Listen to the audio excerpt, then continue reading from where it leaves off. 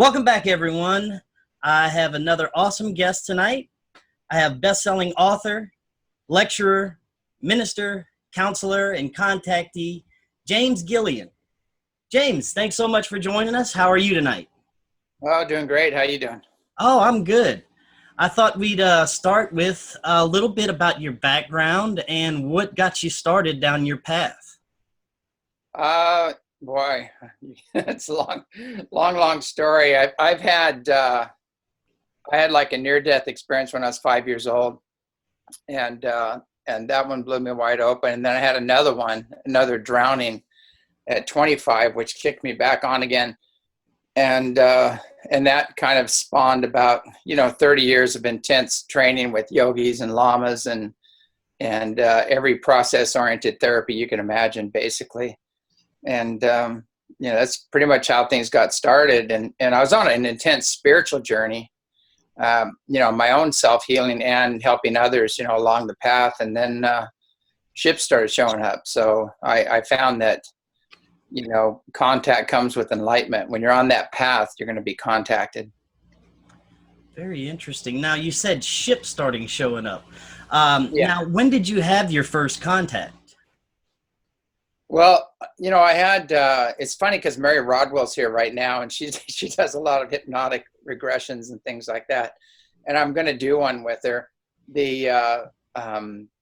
I had some contacts when I was a kid. I didn't know what they were. They kind of freaked me out.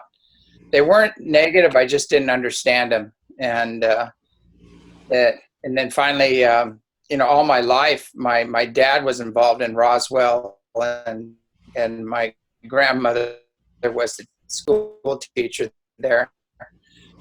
And she knew the responding highway, and he said, "Get out," and we get out, and he'd point up, and there'd be like 3 to 5 ships flying overhead. So, and he had an incident too in New Mexico where a ship landed on the highway, and he was the second car in and blocked the highway for a while in New Mexico. So, seems to be a family history around this. Wow. So did the contact go any further than just seeing the ships? Oh yeah. Could you tell us a little bit about that? Yeah, it turned into face-to-face contact in the physical, and then interdimensional contact. Once I learned how to get out of the body and have experience like that, they have the technology to take you right out of your body and take you up on the ship.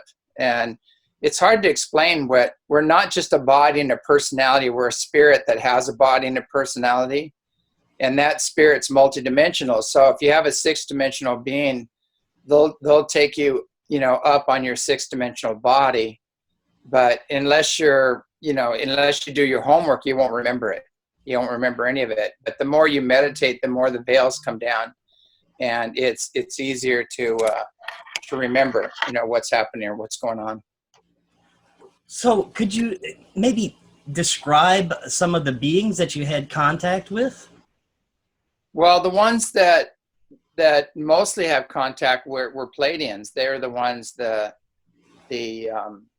very beautiful. They're our ancient ancestors. They actually helped terraform the planet along with 12 other major star nations, and they look like us, basically. Very, very beautiful. Some of them look like supermodels.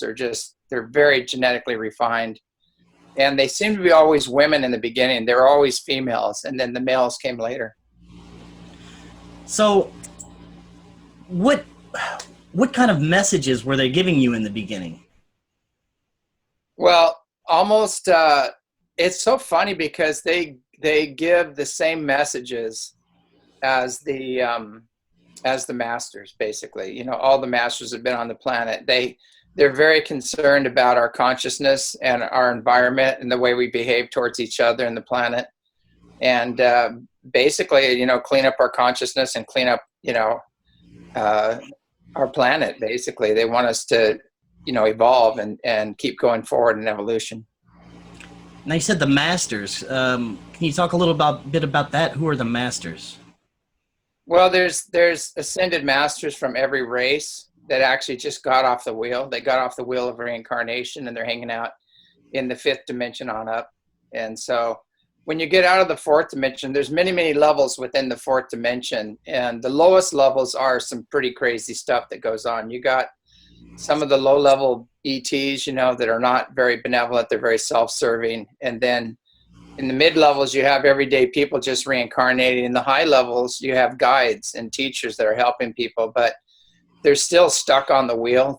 They can't get off the wheel of reincarnation because they have some program, either a religious or a cultural program, that keeps them outside of unity consciousness, keeps them stuck, you know, on the wheel. So these entities you've had contact with, they have the ability to have physical form as well as spirit form, or some do. Some do. A lot don't. A lot find it very, very hard to be in this frequency or this vibration. They don't take a form, but some have the capability of doing that, actually taking a form and walking right alongside of us. Wow, very interesting. Now, based on your research, would you say that our creation stories, whether they be, you know, the biblical stories or some of the more fringe stories like the creation of the Anunnaki creation story, would you say that we were, you know, genetically manipulated by these beings? Did they have some kind of hand in our creation? Well, we know just because of artifacts like Michael Cremo talks about it. We've had advanced cultures walking on the planet for like 600 million years.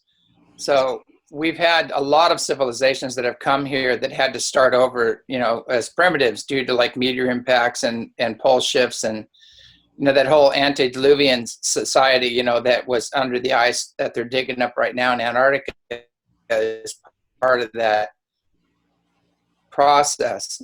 So our history goes back much, much further. And some of the most ancient history actually began in Australia. And the Aboriginal elders will tell you, I spent a lot of time with them. And the gold that the Egyptians wore, their breastplates and things like that, came from Ballarat, Australia. And so there was a Denisovian man that they actually came down. And this is all written in stone. It's written in the Gosford glyphs. It's all written right there, the whole history of Earth. And it shows, you know, more than one attempt to colonize the Earth and how they added their DNA to ours and how they jumped up a man that was developing here naturally and used him. It's a different story. A lot of people want to make it into a really bad thing, but it really wasn't. What happened is their planet was dying, and they're trying to save their planet, their group, and also too, they gave us an uplink, you know, a huge jump in genetics. They gave us the genes of the gods, basically, and you know, that's why all the other ones are abducting us, because they want our genes, you know, and we're not using them, unfortunately, you know, so they're not active. But all that junk DNA isn't junk; it's just not active. So you would definitely say, I mean, they had a hand in our creation. Did they use, you know, beings that were already on our planet as part of the engineering? Yes. So I don't know what created. They said there was a human forming here naturally, that when they came here, and they upgraded it. Whoever created that being, I'm not sure of. That goes way, way back.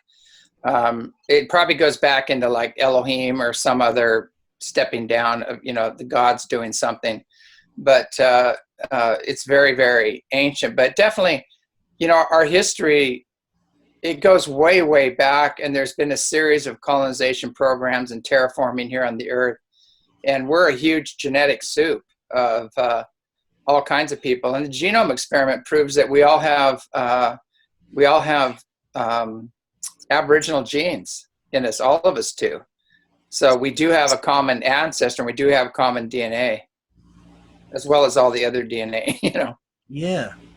Now, these ancient beings that came down and helped us along, would you say that some of them are still around today and maybe pulling the strings?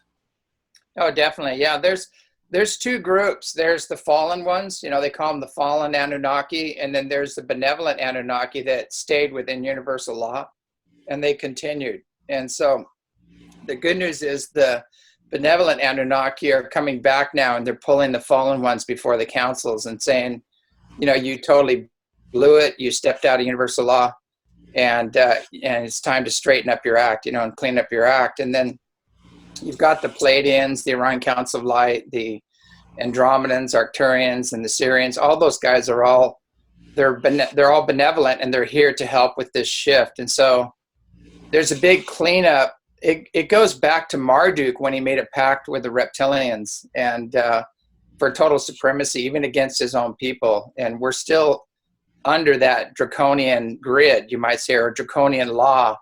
And we're coming out of that right now. There's a big push to get back to, individual freedom and prosperity and things of that nature that align more with universal law. So you mentioned Dracos. I've heard from many sources that we've been under the control of reptilians for a while. When did that start? Or were they originally from here? Did they come from somewhere else? Well, there's talk of a very ancient race that was here, but you're never going to see them. They're very, they keep to themselves. They don't interact with humanity. But the Dracos actually came from the Draco system, basically. And they came in with Marduk when he wanted total supremacy. And they kept breaking deals. When the Pleiadians were terraforming the earth, they had a deal with them. And as soon as they uncloaked their ships, they fired on them. And so there's a long history of, let's say, treaties broken and not honoring. They're just out for themselves. A lot of them, most of them are just out for themselves and whatever they can get. That they have a different mindset than we do. So, would you say that some of the higher ups, elites, in our world are still doing some kind of deals with these reptilians? Wow. I lost you there for a second. It's when we talk about this subject, everything's going to freeze up. Just a little heads up. But no, that's okay. I was asking if you think some of the elites that are in control today are still have contact with these reptilians. Are they, pulling the strings still? Well, that's exactly why there's so much inhumanity on the planet, because there's non-human influences, and a lot of their rituals. They're just after power and wealth, basically, and they don't care how they get it or where they get it from. And so they do all these rituals and ceremonies, and it even ties into all the pedophile, child sacrificing things going on that they don't want you talking about. But it's that's exactly the source of it. And there's other sources as well, some unseen sources, like there's serpent beings and there's hybrids and reptilian gray hybrids. There's a few things out there you don't want to engage. You don't want to deal with them. Wow. And you had mentioned that there's a war basically going on. Yeah. Talk a little about that. What, who is the war between? I know it's between, obviously the reptilians and some of the other races involved, and what's going on with this? Well, there's some malevolent grays, some tall grays. There's some reptilian beings, there are some serpent beings, and there's fallen Anunnaki, and those are the main players. Did they have some sort of like alliance together, or are they just out for each other?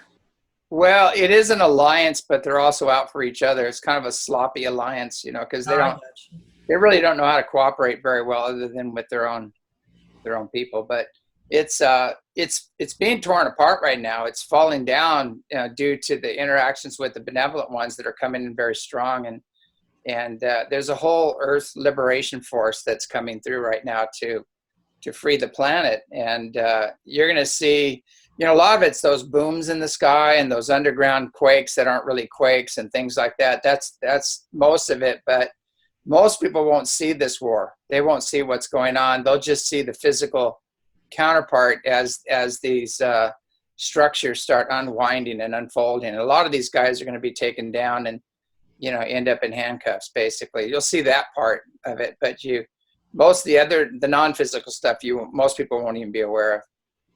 Yeah, and we're already seeing a lot of that. A lot of this stuff coming out with the pedophile rings and just a lot of the negativity just coming out. Now, you were saying that they have underground bases. Is there, some sort of physical war going on down there? Well, yeah, there's the white hats, that on the highest level are aligned with the Galactic Federation, and they're together. They're taking out these underground bases where all this malevolent activity has been going on. Wow, very fascinating. So, how, are we, are we winning? Is this war is obviously going good?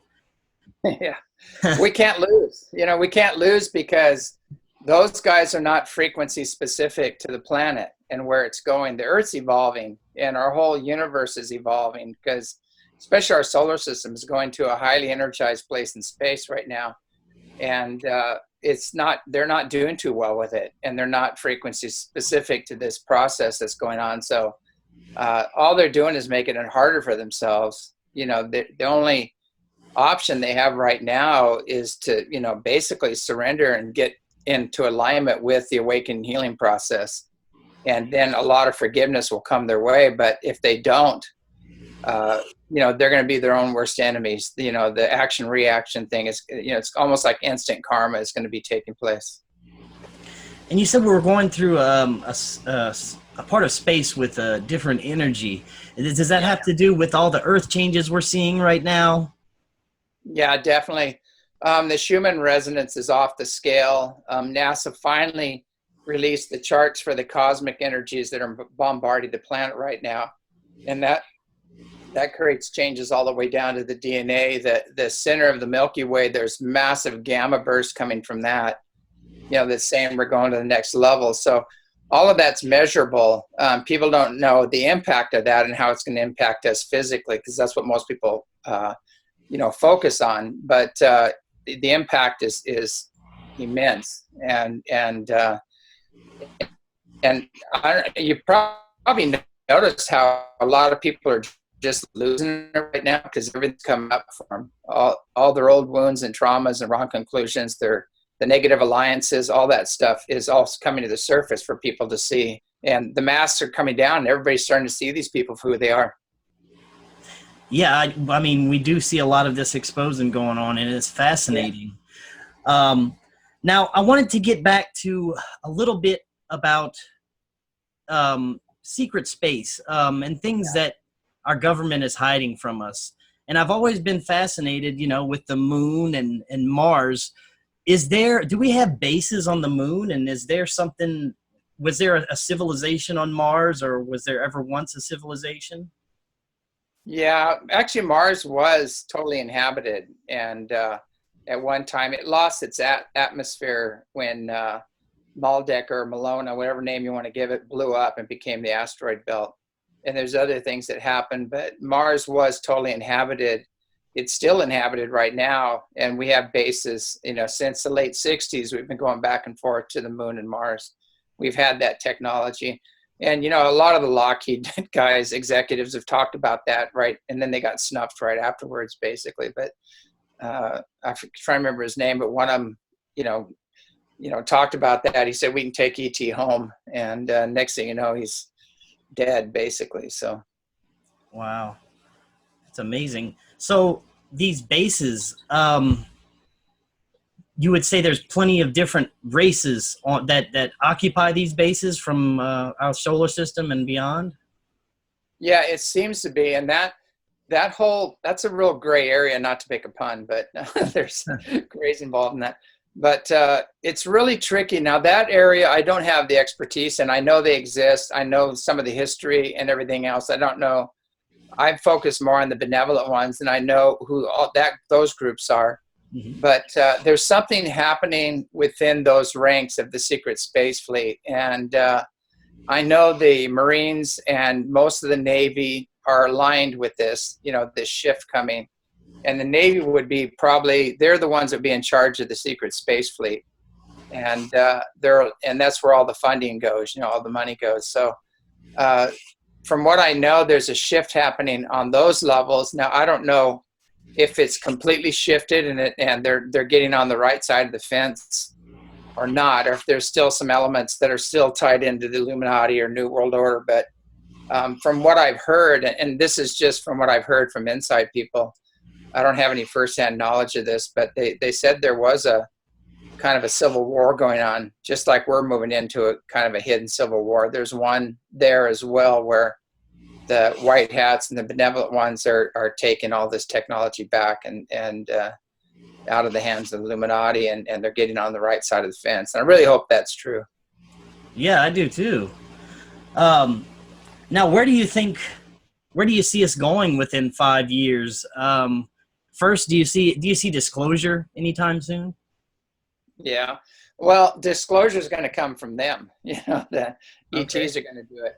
One of the problems with disclosure is the whole UFO, most of ufology, I would say the whole, is riddled with shills and planned opposition, and a lot of the people that are shaking their fist and saying things against the government and everything are working for the government.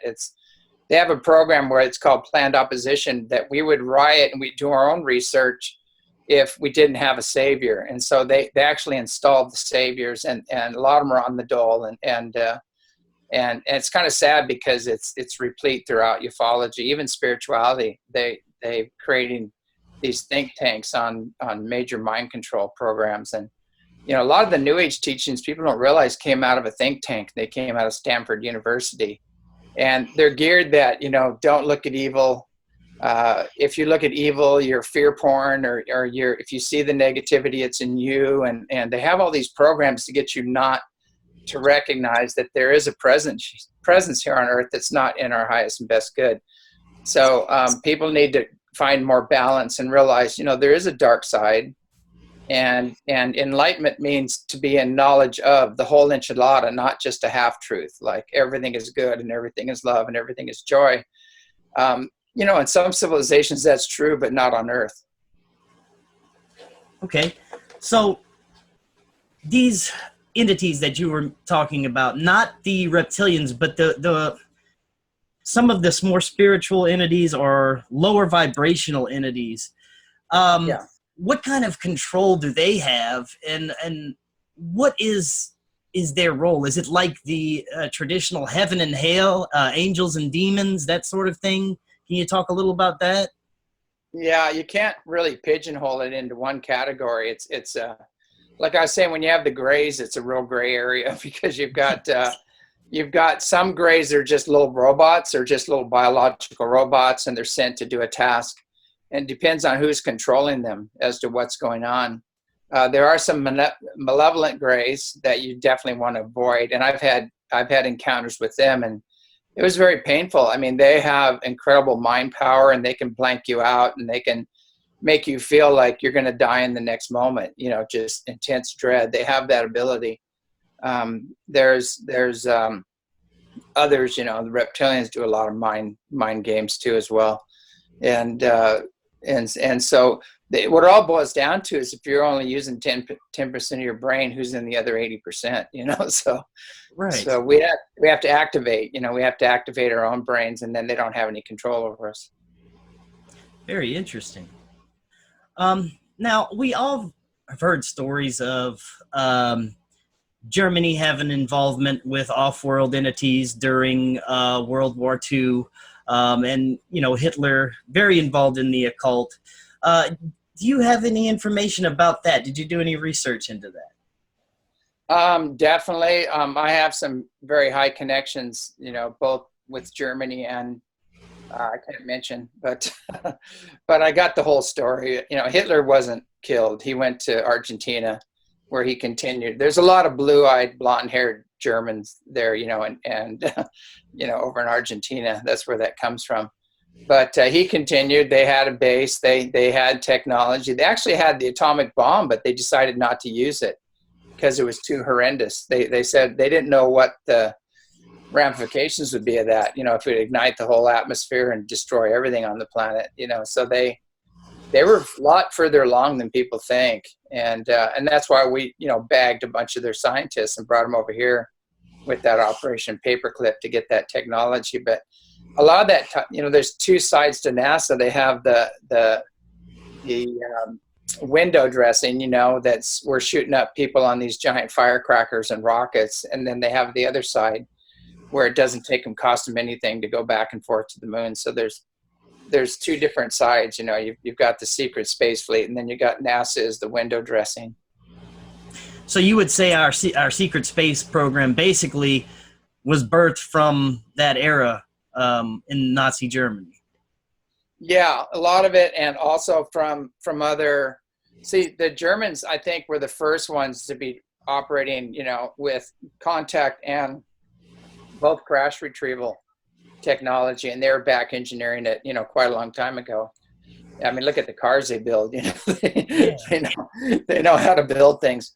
But that went off, that went astray, and then Hitler lost it. And he started out great. He was a vegetarian, an artist, and he wanted to end disease and everything else. And then he went fanatical and then decided that he was going to create a super race and destroy everybody else that didn't match his race. And he lost it. And that's unfortunately, that's what happens with almost any leader. It's very hard for a leader of that many people anywhere on the planet to hold that heart space or stay in the heart. They get taken over by these other forces, and to hold your own against these forces is not easy. And so they love positions of power and taking over those positions and then manipulating everybody, actually even feeding off of people's energies on the lower levels. So it's something we have to stop doing. We have to stop giving our power away to external forces and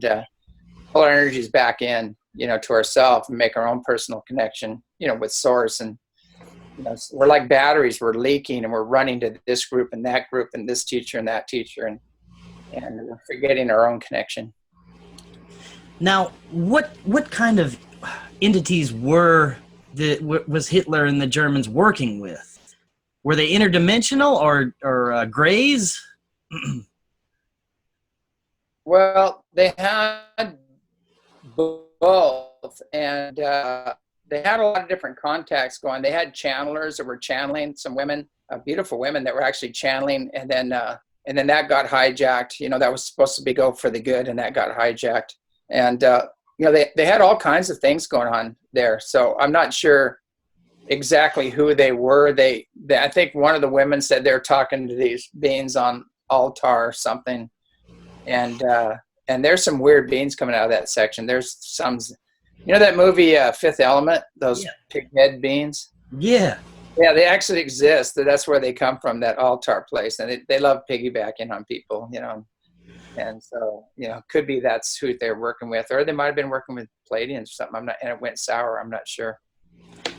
Now, Antarctica, did the Germans have a base in Antarctica that they were using? Yeah, I've heard a lot of different stories about that. What I heard was they went there, and then they, a lot of the Germans didn't agree with Hitler, and they weren't part of that. They didn't want to be a part of that. They just wanted to do their science, and they went there, and then what happens, they met another race of beings there that were extremely advanced and more benevolent, more loving, and so they had to change their ways, and they had to go through a shift in consciousness. And we sent our fleet down there.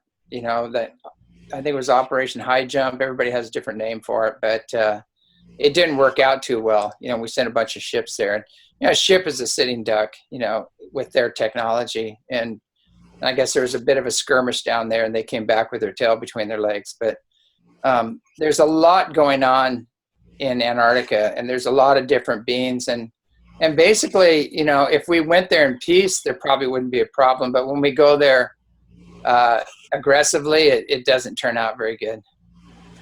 Yeah, recently we had a lot of world leaders and astronauts and a lot of people going to visit Antarctica. Can you tell us a little bit about what was going on there? They all lost it after they went there too. I don't think they have the consciousness to engage these things, and I'm not sure that's pretty tight, the information coming out there, and you hear a lot of stories from people about what's there. I know when the pole shifted, there was some races there, they were like the cone heads, that were digging their skulls up now. And, that's what we call them. Call them the cone heads. Yeah. But a lot of the Egyptian pharaohs, they wore those big tall hats because they had the cone heads. But they were there. They were doing a lot of experimentation on other beings as well. And there's feline beings that were there. A lot of different beings were there at the time. And we've had a lot of contact with the feline beings, and they're very benevolent. They're fifth, sixth, and seventh dimensional beings. And they're replete throughout history. If you read the Vedas and things like that, they talk about them. And I think it's Narissa is the guardian, of Lakshmi and the gods and things like that. So very tall lion being, but they're back, and they're back with the benevolent Anunnaki, and they're here to free us, basically. They're here for planetary liberation. Yeah, you see in a lot of ancient mythology, people with beings with cat heads and bird heads, and so I'm Exactly. guessing these entities are actually out there, and they've Yeah, been I haven't seen contact any for years. Yeah, I haven't seen the bird head ones, but I've seen the feline ones. Really? I've seen some other ones that are really different looking. Most of the ones that I've been meeting with look similar to us, and I think they chose that for a reason. They didn't want to freak me out too bad. But I've seen some really short little guys. I've seen blue skin beings. I've seen feline beings. The mantis beings. I've seen those, and grays, and a lot of different beings out there. I even saw one with looked like he had a little dog head, like a beagle. Wow. But he was wearing robes. He was very powerful. That's amazing. Now, are you still in contact with any of these entities? Yeah, most of them are just a thought away. They're just, they're extremely telepathic on their level. And you can go into meditation and just tune into them and sit right in front of you. They're just in the next dimension, basically. Now, speaking of, being just in the next dimension, I know earlier you were talking about these entities that basically feed off of our energy, these lower level beings. Now, do they have any control in our world, or is that what the like the pedophilia and the sacrifices, do they have anything to do with this? Yeah, they're the head of the food chain, basically. They're very involved in all of that. But luckily, the benevolent ones are coming in and starting to take care of that. But the people right now, I know my phones and emails and everything are just off the scale. I'm in touch with several other healers, and they're all saying the same thing. And people are just being attacked like crazy right now because the energies coming in are so strong. It's just pushing them up to the surface. So we're getting a lot of intense clearing work. There we have people that have attachments on them, that they in air, they hooked up with somebody that was working with low level beings and didn't know it, and then they come back and these things are attached to them. And there's something really dangerous going on in the UFO community where they're saying all ETs are benevolent, and we need to stop being spiritual snobs and open wide and let them jump into our bodies. And a certain person is saying stuff like that. And that's the most irresponsible thing I've ever heard, because, you just don't let anything jump into your body. You Right. may not be able to, it'll own you, you won't be able to get rid of it. Now, would this be considered the same thing as like demonic possession? Pretty much, yeah. It's pretty much the same thing, but just different group, different beings. And a lot of them just influence. They don't possess. There's beings that actually, they'll full on do a possession. And that's what the Illuminati do. They actually allow them to possess them. Yeah, they're not even there anymore. Their souls they have no access to their soul anymore. And these other entities come in, and it's by their choice, through these rituals and sacrifices and things. But the other ones can just be influencing. They'll influence you. And, and a lot of people all of a sudden they'll get really sad or really angry and not have any reason why. And it's because these beings have mental and emotional bodies. You may not be able to see them physically, and they can influence people very easily. Now, you mentioned the Illuminati. Now, are the Illuminati specific bloodlines that are linked to these ancient beings? It's really interesting. The Illuminati, there's some good ones, that haven't gone bad, and there's some that have gone really bad, so it's I don't want to classify them all in that group. There's some that are just kind of neutral. They're just kind of neutral and letting this play out, and so it's mixed, and yeah, there are some of them are bloodlines, and some of them are wannabes. They just want to be rich and famous, so they hook into these same beings. And Hollywood's a great example of that. You look at what's happening in Hollywood right now, and the whole movie industry. That's a mess. That's very plugged into that kind of energy. Yeah, that's what I was going to ask you about. You see a lot of the not only occult symbolism, but you can see where Hollywood is pushing people.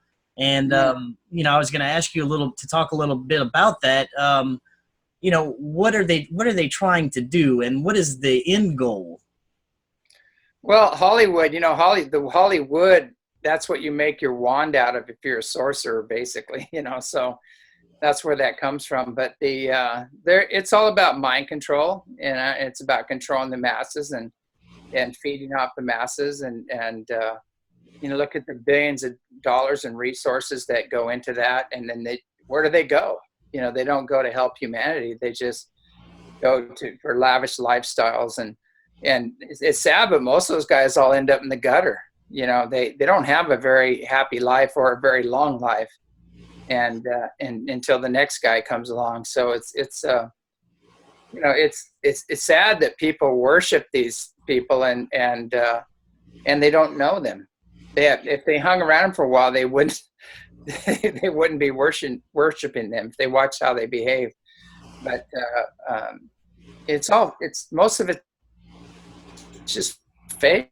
It's all fake. They're very upset, especially with the whole pedophile thing going down. They're very, the ones screaming the loudest, against the shift that's happening are the ones that are the most guilty, so they're all being exposed right now. And even within the industry, a lot of the people that are victims of it are speaking out now. So, and a lot of people that were aligned with that network are being killed right now. There's major murders going on, and because they don't want them talking. This whole Nexum thing, a lot of the women connected to that are being found dead right now. So, it's not pretty. It's Right. not the way to go. You want to stay away from that kind of nonsense. Now, where do you see people going? I see a lot of people de-evolving. I see a lot of people evolving. There seems to be a shift in consciousness, and there seems to be some people going the opposite way. Where do you see humanity as a whole going within the next 5 or 10 years? The Hopi prophecy talks about this, and they said there's 2 lines of evolution. And one line takes the spiritual path where they work in harmony with each other and the planet, and they take a spiritual evolution path. And the other path goes down in the downward spiral, and it just quits. It just fizzles out and ends. And I see that's what's happening to people by their choices. The people that want to live a natural spiritual life in harmony with each other and nature and make their own personal connection with source, whatever name you want to give it, are going, they're taking the upward spiral, and it's not easy. You're going to get hit all along the way. There's an old saying, the closer you get to nirvana, the more the demons rear their ugly heads, so it is challenging to take that path, but the other path goes nowhere. It's going to end up in total collapse, so that world is going to end. It's going to come to an end, and they're not frequencies specific to the earth and her evolution. So that's the thing, is we have to get with this program, and it's so big, no man can stop it. The Illuminati can't stop it, neither can their puppets. They're puppet masters. They're done. So with the Earth changes occurring, how far do you think that's going to go? Are we going to see some major cataclysms in the near future? I've been looking at this, and there's a good chance that there's going to be 2 timelines. And they're splitting. It almost looks like they're splitting. And one group is going to go in one direction, another group is going to go in another direction. Some are going to go through horrendous earth changes, and some are just going to go through some changes, and some are going to miss it altogether. So I think it depends on your consciousness and where you're at as to how you experience it. And I know when you're tapped in your higher self, it'll guide you, it'll move you out of harm's way. And so all these things could be happening, and it'll just steer you out. But the people that aren't connected they're going to be caught off guard. They're not going to have any idea what's coming or any of this. And you mentioned different timelines. So we're living in a sort of a multiverse, you would say? Yeah. There's multiple timelines. There's multiple. It's hard to explain, but we're not just a body and a personality. We're not locked into this reality. We're a spiritual being that has a body and a personality, and that spiritual being is multidimensional. So we go all the way back to the source, basically. And but most people are just operating from a body and a personality, and this sounds like nonsense to them because they haven't had access, to the higher levels. But the more you gain access, you see that things are not that pliable. They're not as fixed. They're more pliable. And the more you engage your practices, like up here when we do Qigong and we do a lot of these practices, there's people that actually vanish. You can see the chair right through them. And it happens on a regular basis. So it's really not that hard to phase out from this reality into a different reality. So speaking of that, for people who are, just trying to better their lives, eat better, become more spiritual, meditate, how can people go about getting started doing this the best way? And, maybe if you could give us few tips on how to get us started, Yeah. I think the first thing that people really need to learn is how to heal unseen negative influences and how to stay in their own self-authority and maintain their own fields before you start engaging in anything. That's like a must. And we have that on our website. It's free. It's in all the books. I explain it in the books. And then, meditation is important, a good diet, fresh water, sunshine, get out in nature as much as you can. There's other practices, yoga, things like that. But mainly right now, we really need to do a lot of process-oriented therapy and heal the old wounds and traumas and wrong conclusions from past experiences, because that's what holds us down, holds us back. And so the more we clear that, the more our frequencies go up. And so thought has a frequency, and fear, guilt, and unworthiness and trauma, all that stuff has a frequency to it and holds you down. And unfortunately, most of the religions are teaching fear, guilt, and unworthiness, and an external God, not an internal God, so they have it backwards. And so you have to get out of there and make your own connection. I think nature is the best way to do it. And there are some people that have that connection that can help you. There's lamas and yogis that can help you, but even you have to be very discerning there, because there's a lot of them that are hooking people and just feeding off their energies as well. So the main thing is to be very discerning. Are they empowering you to make your own personal connection with source? Are they educating you? Are they creating a dependency? Are they empowering you as an individual? We have to really look at that. And when you hear somebody talk, if they're going, I did this, I did this, I did this, and when I did this, and I did this, when you hear that over and over again, they're coming from the ego, and they're not enlightened, So you can use that for discernment. And there's a lot of things. Like a lot of the Native Americans, they don't have I, they have we. That there is no I in their vocabulary. It's not used. So it's important that we get back to that. And a lot of times that we means your multidimensional self, not just the personality here, Yeah. Now, if one, how should I put this? Can anyone get in touch with these entities? Or do you have to have some kind of certain mindset? Yeah. Well, you have to come through me and my course and spend $3,000. and then you can have contact. No, I'm just kidding. That's what a lot of people are doing out there, and that you got to avoid that. Basically anybody can connect.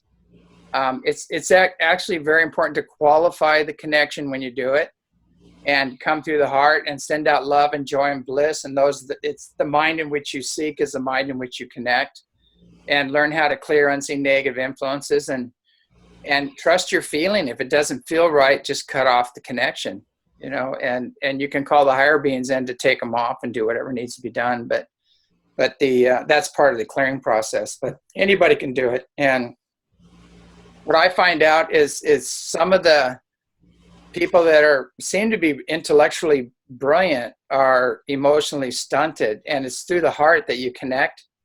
It's not through the mind. Your soul sits right next to the heart, and there's more electrical energy in the heart than the brain, and the soul connects to the source, to spirit, and that's how you connect. And the more intellectual it is, the more complicated it is, the less effective it is. And so when you do Qigong and these other practices, it's called the art of no mind. And you're giving your body something to do, and you're moving both sides of your body at the same time, which balances out both sides of your brain. And so your intellect is busy operating the body, and then that gives spirit a chance to come in, And so there's a lot of very ancient practices that help you to make these connections. So when you're practicing these, should people be cautious of the entities they're trying to make contact with? Yeah, definitely. Yeah, definitely. We have a saying, just because you're dead doesn't mean you're enlightened, and just because you're an ET doesn't mean you're benevolent. And luckily, a lot of the malevolent stuff is being cleaned up right now, so it's going to be a lot easier, And that's something we do here, because we're sitting on a stargate, like a vortex, and we're constantly clearing these energies, and it helps the whole planet out. But it gets grueling, It's like 3 or 4 times a day we have to do, clear energies to maintain that energy here, But yeah, it's important to learn how to heal and clear these unseen negative influences, and trust your own BS meter. And if if it doesn't feel right, if it's disempowering, just walk away from it. Right. Now, getting back to, you were saying how we could essentially control our own existence in this multiverse just by what we're projecting, would you say? Yeah, exactly. It's even when you cross over and you die, your consciousness has a frequency, a vibration to it, and it's the collective attitudes and emotions you've embraced to be your reality. And so if you have a lot of fear and guilt and pain and suffering, and that you're operating from a very low frequency, and that's going to determine where you go in the next understanding. If you're focused on love and joy and bliss, and your forgiveness, and you're practicing loving detachment, and you're out in nature a lot, you're going to go to the highest levels. And it's all about frequency and understanding consciousness and frequency, and that's the key to it all. So you'd say our existence is basically a giant training ground for the next level. Yeah, definitely. It's like, there's an old saying, the bravest of angels are the ones that came to earth, because there's a bonus here and a trap at the same time. And so if you can get through this and master your emotions and free will, and learn that loving detachment, then you go to the highest levels. But you can get caught. You can get caught here in all the drama and all the pain and suffering and things like that. So it's kind of a bonus round or a trap. It can be either one, and it's just how we frame things. We can reframe things and forgive and release and let go of these things, because I always tell people, the ultimate weapon on the planet is called forgiveness. And people don't understand that. I said, if you want to get even with somebody, forgive them, because it goes out of your field and it goes back to them, and they're going to create a reality around that. And it gets energized, but you can't do it that way. I mean, it has to be soul felt when you do it. But if you don't forgive somebody, that you're tied to them, and you'll continue to play this out, many, many lives ahead, or you'll draw other people to you that are of like mind. They're going to be doing the same thing, because that's you're holding that pattern, so it's so important to release these patterns, release the past, and move forward. So would you say we would be sort of reincarnated if we don't learn the correct lessons? Well, yeah, you're on the wheel. You just keep going on the wheel over and over again, and it's, the source just says, as you wish, it can't judge. It doesn't have an ego. It just allows us to make choices, and those choices have consequences or benefits, one or the other. And that's what free will is all about. And so it just says, as you wish. And so if you're walking around going, everybody's evil, I hate this planet, it sucks, and things like that, that's the world you're going to create, and that's what you're going to magnetize to you. If you start, if you say everything's love and joy and bliss, and you can focus on that. But I take a more balanced approach to it. I realize that this world is a mess. It needs help, and there needs to be a major planetary lifting happening here. It's liberation needs to happen. And we've been so manipulated for so many years under this draconian grid. We need some major divine intervention to get out from under it. And that's what's coming. And then people can start making better choices. I hope so. I mean, we are starting to see a lot of changes occur, a lot of big changes. And earlier you had said disclosure was going to come from them.